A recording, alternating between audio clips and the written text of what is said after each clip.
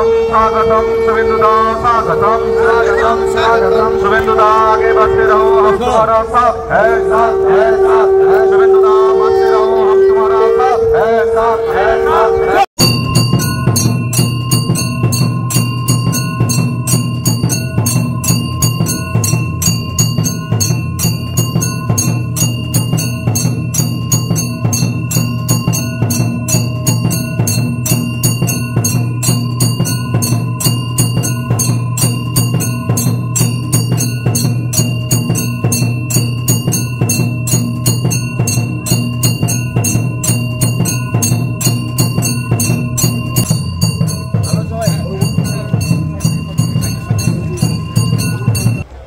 মূলত এখানে আপনাদের সঙ্গে আমি আত্মীয়তার বিধায় এসেছি, কারণ আমি কোনো নেতা বা জনপ্রতিনিধি হিসেবে এখানে আসিনি।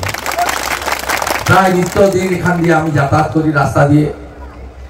আপনাদের অনুষ্ঠান বছরের পর বছর ধরে হয় এবং এই এলাকায় শিল্প নেই, এই এলাকায় অর্থশালী লোকের সংখ্যা খুবই কম। তার মধ্যেও গ্রামবাসীরা এই ৫-৭টি দিন নিজেদের সাধ্যমতো আপনজনকে নিজেদের আপন মনে করে সাহায্য সহযোগিতা করে এই সুন্দর অনুষ্ঠান চালিয়ে আসেন। তো এই অনুষ্ঠানের মূল জায়গা হলো মা মনসার মন্দির এবং মূর্তি। আমি প্রথমেই দণ্ডবত প্রণাম করে এসেছি মা মনসাকে। তার চরণে পুষ্পার্ঘ্য দিয়ে ধূপ দিয়ে সনাতন মতে আরতি করে পুরোহিত আমার মাথায় চন্দনে চর্চিত করার পরে আমি আপনাদের কাছে এসেছি। আমি অত্যন্ত সম্মানীয়, আমার সঙ্গে ওনার সরাসরি পরিচয় 91 সালে, যখন আমি সেকেন্ড ইয়ার কমার্স অ্যাকাউন্টেন্সি অনার্সের কাঁথি কলেজের স্নাতক সাম্মানিকের ছাত্র।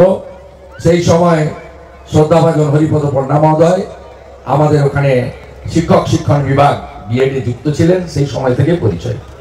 আজকে কত 2024 হিসাব করলে কত 3 দশক পেরিয়ে গেছে। তা আমি ধন্যবাদ জানাবো, উনি আমার শ্রদ্ধাস্পদ, বয়সে যথেষ্ট বড়, আমি ওনাকে শ্রদ্ধা জানাই, প্রণাম জানাই। তো আমরা একসঙ্গে কাজ করেছি বন্ধুর মতো।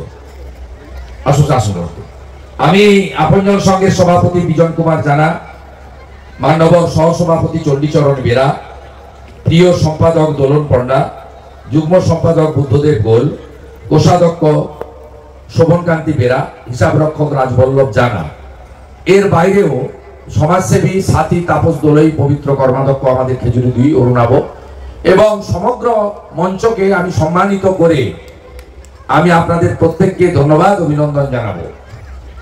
আমি অত্যন্ত প্রীত, আপনারা আমাকে সনাতনের সেবক হিসেবে আহ্বান করছিলেন মাইকে। আমাদের এই সনাতন সংস্কৃতি হাজার হাজার বছরের একটি পুরনো সংস্কৃতি। এর না আছে আদি, না আছে অনন্ত। এটা সবচেয়ে পৃথিবীর প্রাচীন ধর্ম এবং আমাদের এই ধর্মীয় রীতিনীতিকে আমরা সামনে রেখে এগিয়ে যাই। গত 22শে জানুয়ারি আমরা ভগবান রামচন্দ্রের মন্দির পেয়েছি এবং 500 বছরের স্বপ্ন আমাদের পূরণ হয়েছে। আমরা জীবৎকালে ভগবান রামলালা তার গর্ভগৃহে তার মূর্তির প্রাণ প্রতিষ্ঠা হবে, এটা কখনো সনাতন বা হিন্দু হিসেবে আমরা কল্পনাও করতে পারিনি।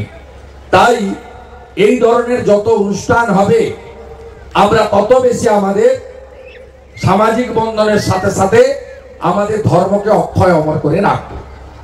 কেন এ কথা বলছি? এ কথা আমি আমার ব্যক্তিগত মত বা রাজনৈতিক পথ হিসেবে বলছি না।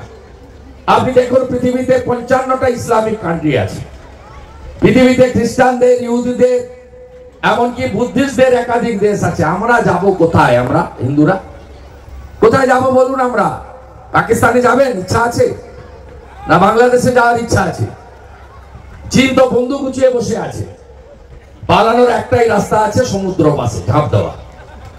তাই আমাদের এই ভারতবর্ষকে অক্ষয় অমর করে রাখতে হবে এবং আমাদের সনাতন শিখিয়েছে স্বামী বিবেকানন্দ 1893 সালে শিকাগো ধর্ম সম্মেলন। তিনি বলছেন যে তুমি গর্ব করে বলো আমি হিন্দু। তিনি বলছেন নিজ ধর্মের প্রতি আস্থাশীল থাকবে কিন্তু অপর ধর্মের প্রতিও শ্রদ্ধাশীল থাকবে। এই যে সনাতন সংস্কৃতি, আমরা হলাম শান্ত, সংযমী, সব বিষ আমরা হজম করতে জানি। আমাদের দেশ অখণ্ড ছিল আফগানিস্তান কাজাকিস্তান পর্যন্ত, ব্রহ্মদেশ সিংহল আপনার সব পাকিস্তান বাংলাদেশ তিব্বত সব আমাদের ছিল। কখনো মোগলদের হানাদারি, কখনো ব্রিটিশদের হানাদারিতে আমরা আজকে খণ্ডিত হতে হতে এই জায়গায় এসেছি। তাই অনেক কিছু পাওয়ার আনন্দ থাকবে, অনেক কিছু না পাওয়ার যন্ত্রণা থাকবে। গীতার একটা লাইন ভুলবেন না, ধর্ম রক্ষতি রক্ষিত, কখনো এর সঙ্গে সমঝোতা করবেন না। তাই সকলকে অভিনন্দন জানাবো। এই উৎসব 7 দিন ধরে আনন্দের সঙ্গে হয়েছে, সামাজিক মেলবন্ধনে হয়েছে। স্বামীজির মন্ত্র চরৈবতী চরৈবতী বলে আপনজন এগিয়ে চলুক। শুধু পূজা আর্চা প্রসাদ বিতরণ ইত্যাদি নয়, এখানে অনেক সামাজিক কাজ হয়েছে।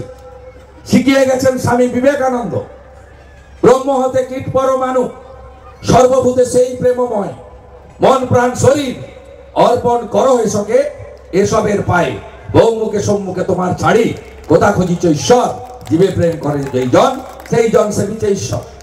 স্বামীজি বলে গেছেন তার অল্প সময়ের কালে আমি পৃথিবীতে এসেছি তোমাদের মধ্যে ঘুমিয়ে থাকা আধ্যাত্মিক চেতনা এবং দেবত্ব শক্তিকে জাগ্রত করতে। তিনি বলতেন যত্র জীব তত্র শিব, শিব জ্ঞানে জীব পূজা, দরিদ্র নারায়ণ সেবা করো, তাড়াতাড়ি ঈশ্বর প্রাপ্তি ঘটে যাবে।